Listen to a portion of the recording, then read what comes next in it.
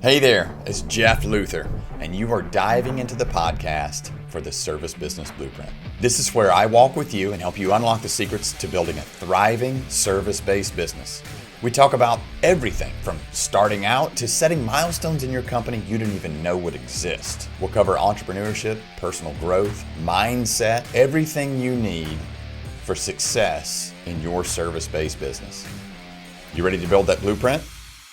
All right, I'm Jeff Luther. I'm your host here to Service Business Blueprint, where I want to help you build that service-based business. And we're lucky today. We've got a guest with us in the digital space. The founder of Daz Lab, Darren Clark. He's had 2 business exits. He's built hundreds of digital products, and now he helps small to medium non-tech businesses with digital implementation. And that's us, the non-tech crowd. And so he can do that as an additional revenue stream, or for some of us that want to implement that to help grow our business. That's why Darren agreed to come chat with us for a bit today. So Darren, thanks, man. Really appreciate it. No, thanks for having me. It's good to be here. We talked a little bit about this, but this is all service-based business. So it's, like HVAC, plumbers. I own a home inspection company. And that digital piece, that tech piece is an important part of our business. But for me, I'll speak for myself, and I've seen it in this industry. We don't know a lot about it. So it's a little bit, I know you're not going to agree with us, but it's a little scary. It's intimidating for us, but it's your world. So I'd agree that it's scary, and I'm in the world. I think I think tech is still a fairly infant approach, an infant industry. Especially, we're in a service-based business as well. We're trying to help educate our clients to provide the best ways to do things, and it's not unlike any other service business, whether it be carpentry, whether it be cleaning, whether it be home improvement, whether it be styling. It's still the same thing. You're trying to, you know, help someone through a problem. yeah, I guess it all parallels, right? Um, Mm. but as a business owner, like, how do you know what if somebody comes to you and says, "Hey, I want to implement a digital product"? Like, what would be the strategy that you would suggest they consider, or what would be an exercise you might put them through before they Um, actually make that commitment? yeah, I think the biggest thing is to understand if it's a problem that they're experiencing just in their current client base, or whether or not it's a problem that's in that specific industry. Um, if it's just with their client base, there might be tools out there that they can use to, bring in and streamline some of the things that they do. If it's a problem that exists in the industry and there's no solutions out there, that's when, taking the opportunity to evaluate, can I launch this as a secondary business, which then provides more income, fixes the problems for your current clients, but you're also then going to fix the problem for a lot of your colleagues, um, which is obviously a good thing because it means that you know the industry space as well. Yeah. Yeah. So then twofold, right? You're becoming the expert, and then also you're getting in an additional revenue stream. Yeah, Um, very much so. and when you say there might be solutions out there, you're talking about like prepackaged stuff, like off the shelf. Okay. Yeah, it might have been that someone else has created a SaaS, a software solution already for that industry. Yeah. Um, like, booking systems for yoga studios or Yeah. chiropractors. There are a lot of platforms that have already been built. It's not to say that you can't build another one that has a specific nuance that, other products have missed that something in that gap or in that problem. Um, Yeah. and that's kind of the first part that we do is understand what's the problem that you're having with your customers. Does it exist in the industry? Is there a product already out there that we can look at? Does it have traction? Is there any problems with the current product? Um, and then really going to validate, is there enough money in this to be made if you do go and create a product? There's no software isn't it's not one of everyone thinks that you can create a piece of software and then let it go for years. It's sadly it's not. It's a little bit harder than that. Like most times when you create a software product, you release it to the wild, and then the wild comes back at you. and it says, Yeah. we want this, we want that, we want all these new things added to this software stack that you've started. Um, so the first version you end up launching is just, you know, that's just a starting point. So you need to be prepared to have the money and time to kind of keep investing on it. Otherwise, someone else will have an idea, look at your product and go, I'll take that one over, just like you're thinking about taking someone else's over. Yeah. Yeah, and I have, so we've toyed with that. We use a software system like you were talking about, for yoga studios, there's booking. So we use a software system to book all of our inspections that handles the logistics and some of the email marketing and gets the work orders out to folks. And then we use a separate system to do the reporting. So I've tried to combine the two. And I was going to create something on my own. I'm like, man, software is an eating, sleeping, breathing thing. I have three Yep. kids. Like Yeah. that's enough. It's, your Yeah. every update. So Microsoft has an update. You have to chase that down. The iOS system has an update. You got to chase that down. It's just, I mean, how do you manage? It's a Yeah. It's a tough thing to do because you've also got you've got all the updates from all of the other platforms that come out. So, Chrome, the web browser, or Edge, the web browser, that updates. As you yeah, said, all the mobile phones update. You've got the security side of it as well, which you need to protect. So there's the cyber sort of stuff that you need to start to worry about, and you got insurances for that, but you still insurance are like a fallback if something's gone wrong. You don't want it to go wrong, but right. they're all things that you need to keep on top of because servers get updated that host all of your stuff, and it you need to manage all of that. And it can be done. You just need to find um, the right partner to help you get started, and then the right team to help you continue. Yeah, Um, with we look at that in the way that we build things is that we're there to help you go from zero to paying customers. But by the time you've got paying customers, and you kind of want to build your own team to then manage it going forward.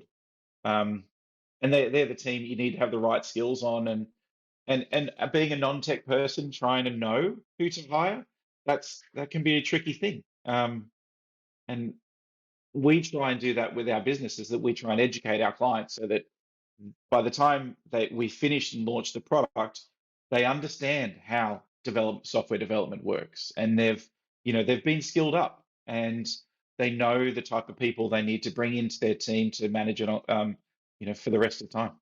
Well, for as long as their business is going to go anyway. right. Yeah, we hope it's a long, long time, right? Yeah, we do, we do. Yeah, man, I guess that's part of the struggle in your business because not only you have to figure out, okay, what's the product, can I deliver it, all that kind of stuff, is it realistic? But also you have to talk to people like me. To me, I mean, it's black magic. I don't know how it works. Yeah, And so I've got to develop some level of trust because I know zero about it. So I guess that's part of the sales cycle for you guys is you got to establish that trust yeah, first, right? How do you do that? very much so. Well, I think it's the way that we try and do it, we're very, very open about everything we do. And when you work with us, you've got a lens into everything. We don't hide Yeah, anything, and you've got access to the code and very transparent about a lot of things. And I think that helps build the trust. I think that's once you're actually working with someone during the sales cycle.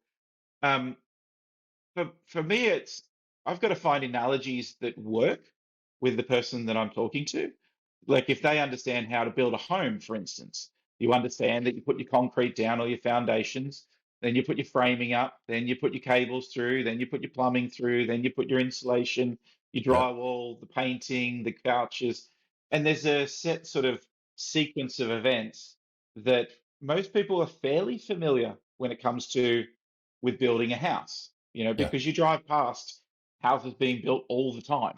right. You don't see that with software. You can't like look into software and go, well, I can see you put the foundation up.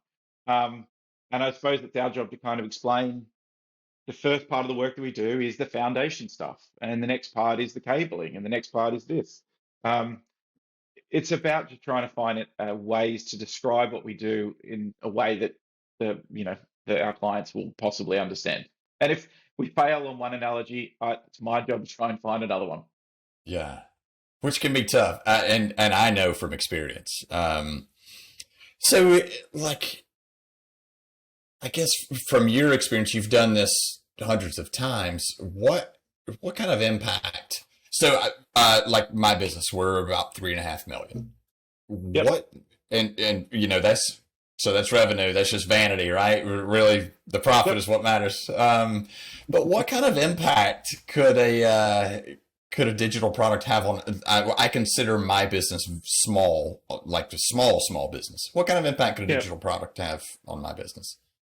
Um, so you got to look at the industry that you're in also. So are you selling to other people like you that are running businesses like you, or are you selling it so that your clients can actually get more value and then they can pay a subscription?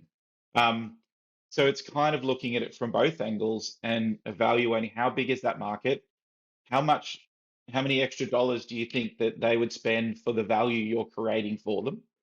Um, and then doing the numbers based off that. Yeah. Each industry is very different. Like if you're looking at, say, you want to build something in the real estate industry and you're targeting real estate agents. In the US, there's what 2.5 million agents. Right. Probably 50% of those aren't active agents, but they Yeah. have a real estate license. So Yeah. you got 1.2. Um, then you think, well, what thing could I create for you that's going to give you value that you're going to give me X amount of dollars for every single month or every single year, however you want to sell the product out, um, and then do the numbers based off that. Yeah. Um, Okay. and again, it comes down to we mentioned before that it's all well and good to create a digital product to solve problems for your own business, um, but you might only have a handful of clients, but there might be many people that are like you that also got a handful of clients. Yeah. So your 5 clients versus 100 people like you that they have 5 clients, then the numbers start to stack up. And again, it's just a value exchange. What can you create that'll give you the value to give you those increasing dollars? Yeah. Yeah. So you said a word that really resonates with me: subscription. Yeah, Because my business is cyclical. The real estate market is cyclical. It goes up and down. We're always trying to shave that piece at the top. I'm very intrigued by this, and I don't know that I'm going to ask the question right. So you might have to help me out. But would you like for me? I would rather have some sort of subscription model. But yep, is there a tipping point? Is there a way to cycle through this and think through, okay, what would be better as a one-time package software deal, sell it to somebody, they can have it, they can maintain it, they can do it, or to have the subscription model where I'm continuously doing the support, the update, and the maintenance. yeah. I think it's the SaaS model, the subscription software as a service model, as a monthly subscription has been the benchmark now for a long time. And it is because there's repeat income that comes through. A lot of times you've got to support your clients and they're going to need things. Now, if you sell a piece of software for $1,000 today and there's nothing coming back ever, then you've got to support them and include all your support for that $1,000. Yeah. Um, the other thing as well to consider is we touched on this before. When you release a product, you're releasing what you think is what the market wants. And so there might be a $10 a month value exchange for that. Now, let's say 3 months down the line, you've added another 20 features. Now, some of those features might be add-ons, some of them might be a part of the core package. So you might go from 10 to 15 or to 18, and then you might have add-on products that then allow you to increase 50% of your customers to 30 or 50 a month. Um, so by setting up that monthly subscription and setting up a way to continuously roll out new additions to the product and more Yeah. value for your customers, then you can essentially say, well, I'd like to sell those as well. Yeah. So doing it on a monthly basis is easier. I would That's what the best practice are. There are some ways Yeah. you just you go, I'll give you 10% off for 12 months up front, but Right. essentially it's still the same kind of thing. You would do that just to bring in extra cash flow. Yeah. Yeah. And as you're giving me that answer, you made it look so simple. So now I feel a little sheepish with my question, but also like, so if you're selling the subscription model, you always have a customer audience, right? You're not going out and looking for a Exactly. new customer audience. Yeah. Hmm. Yeah. And you've got to think that those customers, in a lot of ways, become your salespeople because Yeah. if they've got a great product and they're in your industry and you've solved a problem for you, the next time you go to a trade show or whatever it might be, you've got like a sales representative walking around because Right. inevitably someone's going to say, "How are you solving that problem?" Well, you know, Let me tell you. I've solved Yeah. it this way. Yeah, yeah. Yeah. Um, so W- yeah, it's monthly's the best, I think. Yeah, yeah, yeah. That's clear. So, what are some common problems that you've seen when folks decide they want to implement a digital product? So, small and medium businesses. Um, I think the understanding the what to build is fine. Building it again is fine. It's the launching, being able to launch it and really sell that proposition in. That's still and have the finances available to do that. Um, there's no use in spending 50,000, 100,000, $1 million on a beautiful product if you can't get it into people's hands. Um, and that's one part that I think a lot of business owners struggle with. We're not internally, well, some of us are not built salespeople.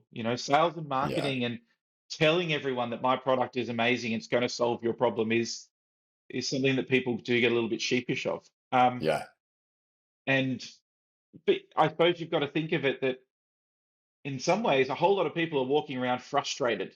They're frustrated because they've got this problem they haven't been able to solve. Is it then your duty to make it apparent to them that there's a product that helps? So maybe it's changing your psychology around what is sales. Um, but still, that's a pretty hard one. Making sure that you got the money to market it and to continue to make the changes that you need to make. yeah, I think the other one that we notice is with software, we can release updates every day. Um, and by doing that, what it also allows you to do is bring on an early adopter audience. So you could release a product that is not perfect, but to a handful of clients to get their early feedback. And then you continue to refine over the top of that. Um, what you sometimes roll into is that you could release too early and it's not ready and the feedback you get backlash, or you continue to just add features that you believe are a must have, and then you get scared about releasing it because you've kind of put yourself into a corner. You're like, oh, I really want to release it, but I'm nervous about doing it now because some little things. I think in some ways you just got to let it go. yeah, yeah. So that's the struggle, right? And you're an entrepreneur. That's primarily what you're dealing with as entrepreneurs. Those folks, Yep. they're control freaks, right? Um, Yeah. I have it in my business. So we've got a new product that we're bringing out, and we probably could have released it 6 months ago. And me internally, I'm like, I don't want to release it yet because it's not, if I'm putting my name against it and I'm putting yeah, it out there linked to the brand, I don't want any fallback from it. Even though for the first early audience, it would suffice. It would actually do the job and would get good feedback. perfect is I the think we're enemy of all done. yeah, yeah. I think we're all our Yeah. own worst enemies sometimes. Yeah, and it's just it's the lizard brain, right? It's the psychology. It's the story that we tell ourselves.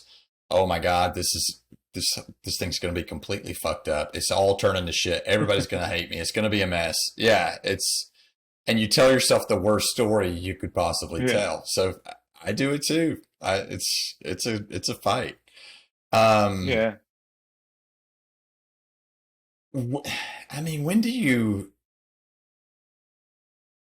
All right. So here's my struggle personally, and this I can ask you this question: is there's no way.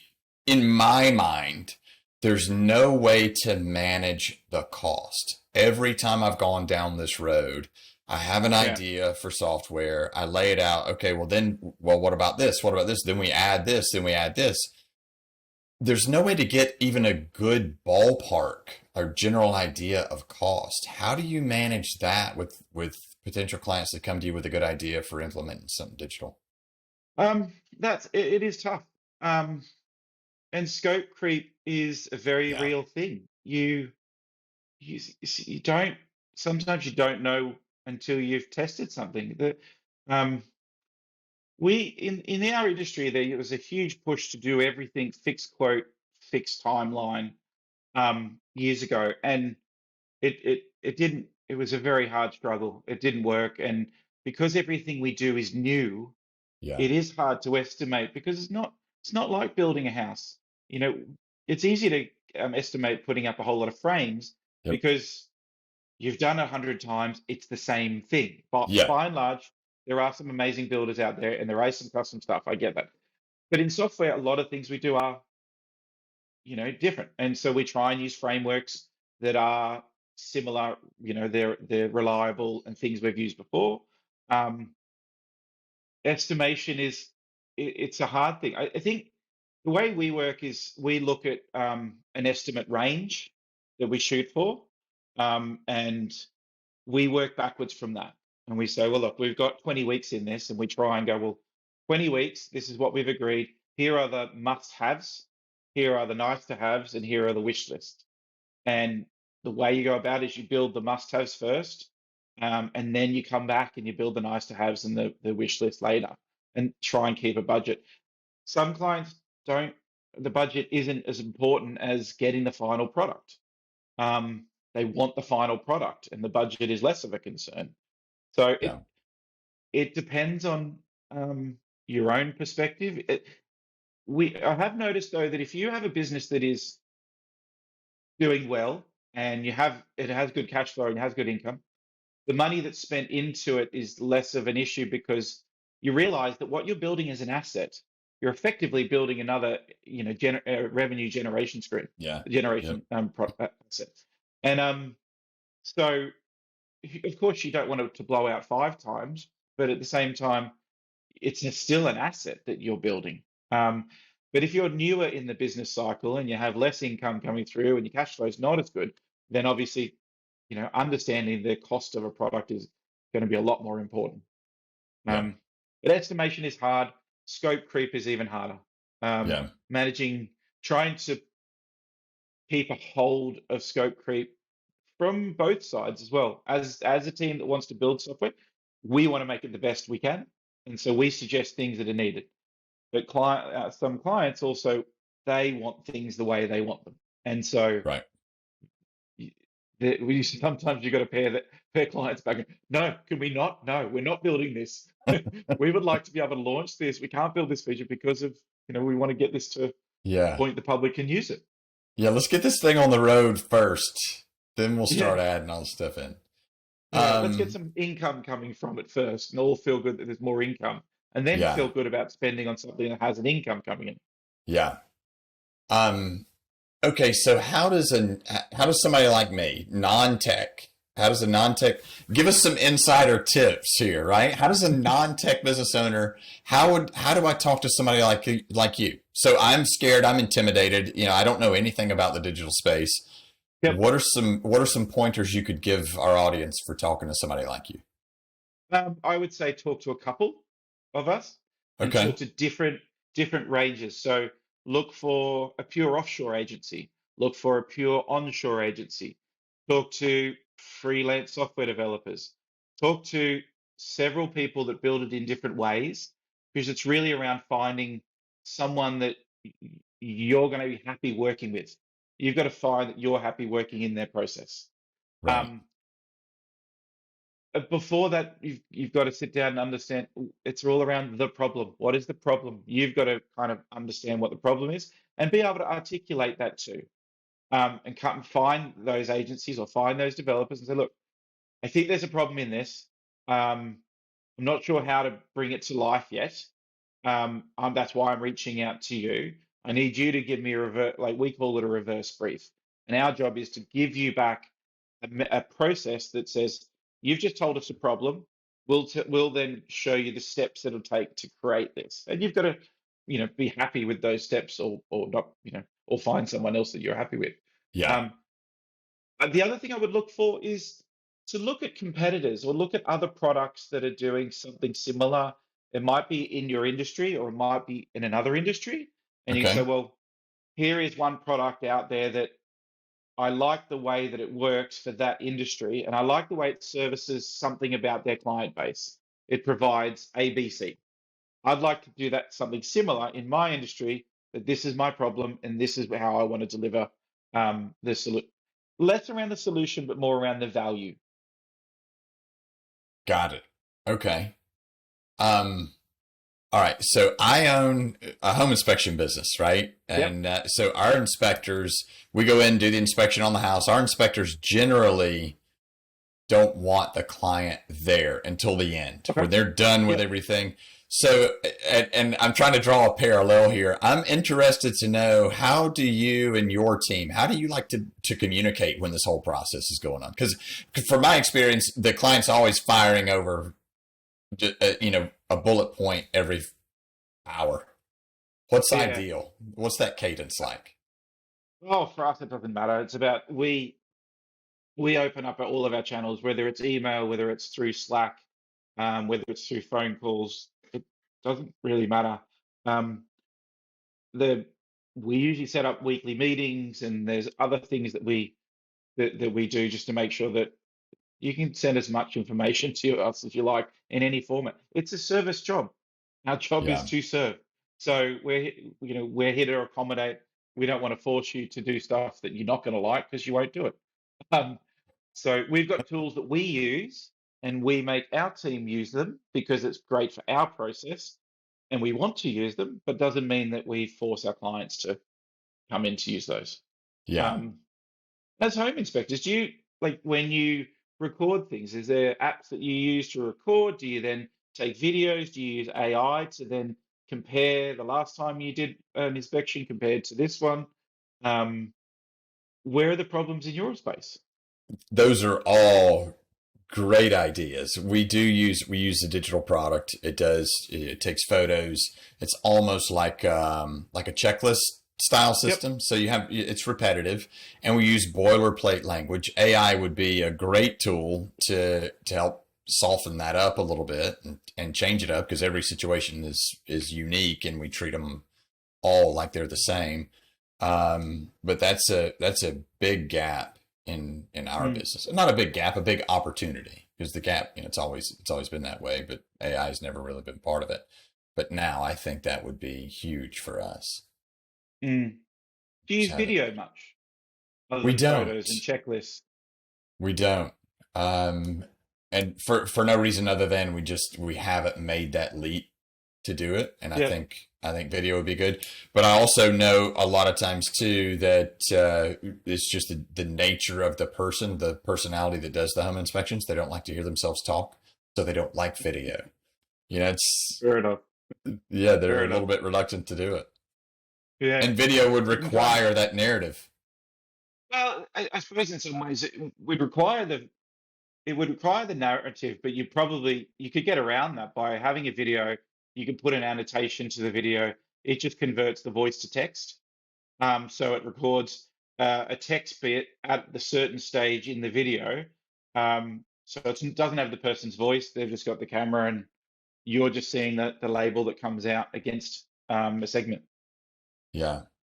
But again, this is No, that would be great, and I'm sure there's even like HVAC companies, plumbers, electricians, when they're writing up an estimate, and that would be ideal, because as a mm, homeowner, you're looking at this, and some of them still use a two-part carbonless form, right? So you're looking at this two-part carbonless form where you're putting a GFCI outlet. What is that?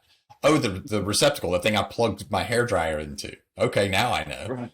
Whereas if you do the video, you've got it right there. Is that Yeah. like that's something you could do, right? That's your product. Yeah, yeah. Oh, again. I don't need to create another product for us, but it's yeah. I think actually one thing that we have in our industry, there's this nervousness about I'm not going to talk about my idea unless you've signed an NDA, unless you've signed a confidentiality agreement. For the most part, sure, there might be some people in the industry that steal ideas. I'm always curious how they find the time. Um, like when Right. you're, and also just because you have someone's idea, you don't have the industry experience, you don't have the contacts, you don't have anything to be able to sell it in. And it goes Right. back to you can build a product.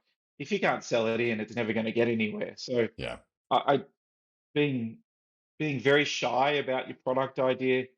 Um, I don't know. For some agencies, I could probably understand, but for others, yeah, we've I personally don't have the time to create another business from someone else's idea. I've got enough um, time constraints trying to create products from my own ideas. Yeah. Yeah. Enough irons in the fire as it is, right? Yeah, true.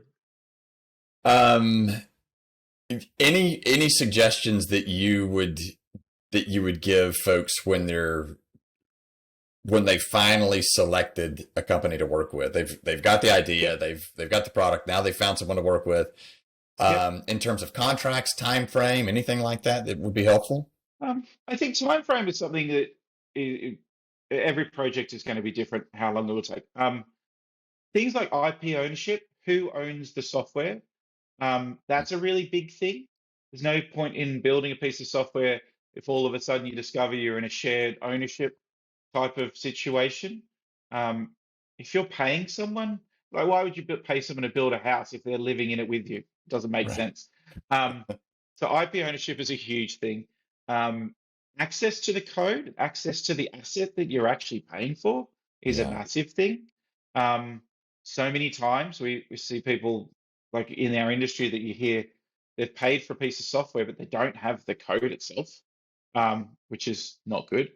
Understanding the quality of the code that you're paying for.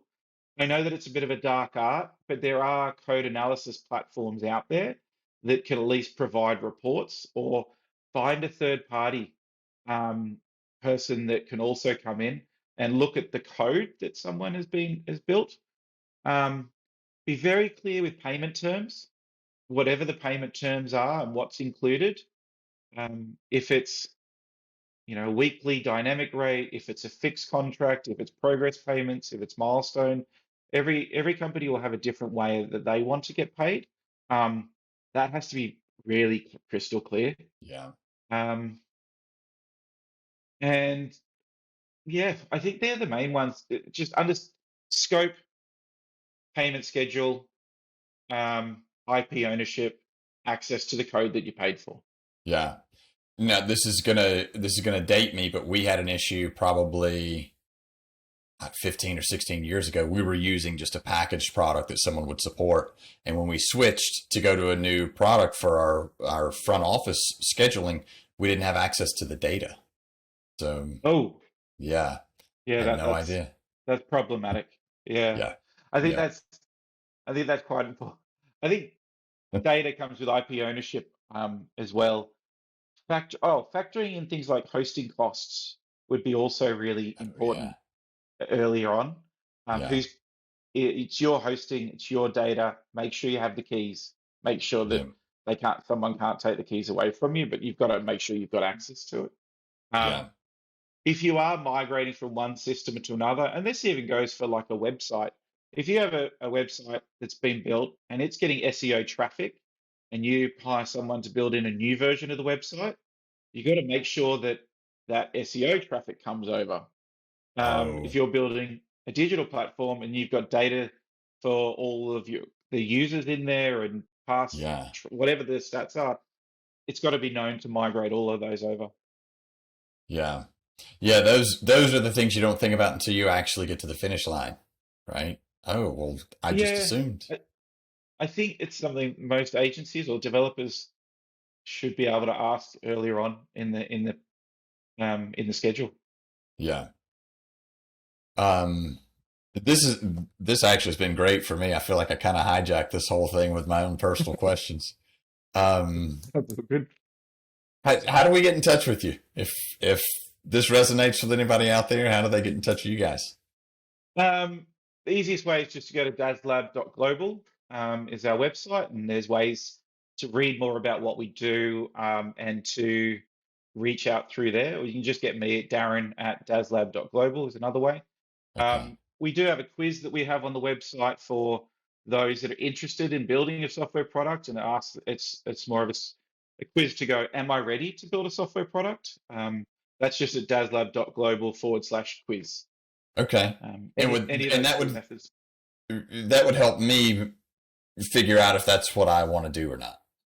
Yeah, the quiz is set up so that not only do we gather some information to understand where you're at, but also we give it gives you feedback and says, well, look, from a business case, you're 50% there. You need to figure out some more information. From a product case, you need to figure out some more. For understanding your customer, this is where we think your score is at. So it's more of a scorecard, I'd say, than a quiz. So it's more around giving you an answer back of how ready, or the things that you need to be ready for when you're wanting to build a particular product. Okay. Yeah, that's interesting because I have all these questions like, am I ready? How would I generate revenue? Um, They're all in there. All the questions are in there. oh, that's awesome. Yeah, that's really great. Yeah, Thank you for that. And that's DAZLAB, right? Daz Lab. that's right. Yep. Dazlab.global. Awesome. Um, any parting advice for us non-tech folks out there that might be considering this?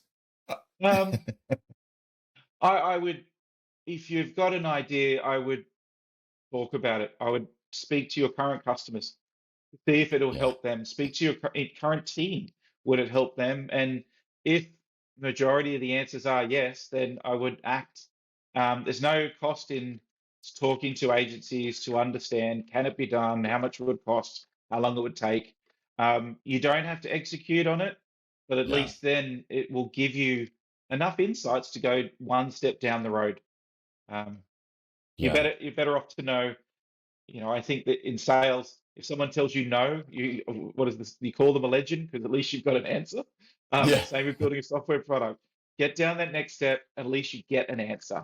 yeah. Um, yeah, Yeah, that's interesting. So it brought up another question like, you know, you were talking earlier, people don't want to mention it because, oh, somebody's going to steal my idea, which is really not likely. But talking about it, saying it out loud may spark different ideas, different problems. Do you guys yeah. see that happen very often where somebody comes with an idea and they start building it and then you do a 180? A product that we're building now, this is one that we're building for us. Um, it started down one path, but we've actually found that there's other use cases. Because what we did before we started, we did problem interviews. So we found our target audience, and we had a whole lot of questions for them in terms of understanding their problem, not the product that we would create. Um, and during that, we found that actually there's another software product we could create just by having that conversation. Yeah, Um, and it's important. And again, it's important to have the conversations with the right people. Don't just post it up onto LinkedIn or a blog and say, I'm thinking about doing this. To have a one-to-one conversation with a customer or a one-to-one yeah, conversation with a team. Keep keep it as a conversation in the early days. And yeah, yeah, I think most ideas start with an inkling of, I'm going to be building this. I'm going to build a four-wheel drive truck. And then all of a sudden it's like, oh, actually, no, I'm going to build a tank or I'm going to build something else. yeah. I guess they And go, that's okay because it costs nothing to have an idea and let it flourish. yeah. Yeah, that was my problem. I posted on LinkedIn. I was thinking about building a Facebook, and somebody took my idea. I think back in early 2000s, I had an idea. It was called You Again, and it was all around catching up with people that you used to travel with, and all the features would end up being exactly what Facebook came out with. And I remember talking to my business partner. He's like, "No, no, no, we can't build that. We can't build that." What are And I you, think we've all stupid? had that. I think we've all had that thing where we thought there was, we think we could build something, and then all of a sudden someone comes in and builds it, and you're like, "Ah." Yeah. Yep. Lo and behold. Um, all right, man. This has been great. I sure do appreciate it. And that's dazlab.global, right? Yep, that's right. Cool. Yep. All right. Thank you. This was fun. Yeah, man. Thank you for your time. Thanks for hanging out on the Service Business Blueprint with me, Jeff Luther. Stay in the loop as we keep delivering these strategies to supercharge your service business. Hit subscribe, leave a review, be part of our growing community. Now you have someone to walk with you as we create your service business blueprint. Until next time, remember, where you focus is where your energy goes. Beliefs turn to things, so choose the good ones.